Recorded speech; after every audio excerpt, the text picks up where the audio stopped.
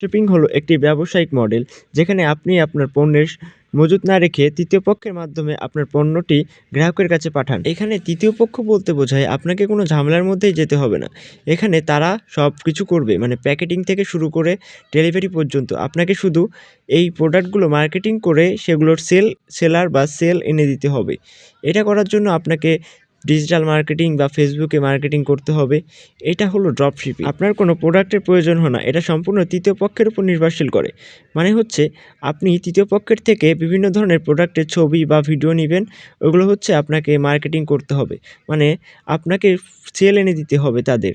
এখন আপনি কিভাবে মার্কেটিং করবেন? মার্কেটিং করার জন্য আপনি সেগুলোকে বিভিন্ন ধরনের ওয়েবসাইট বা ফেসবুকে ছাড়তে পারেন। এভাবে আপনি বিভিন্ন ধরনের সেল আনবেন। এখন কীভাবে সেল আনতে হবে? সেল আনার পরে আপনার হচ্ছে এগুলো আপনি তাদেরকে দিবেন। তারা আপনার সেলগুলোকে নিয়ে বিভিন্ন কাস্টমারের কাছে সেল করবে।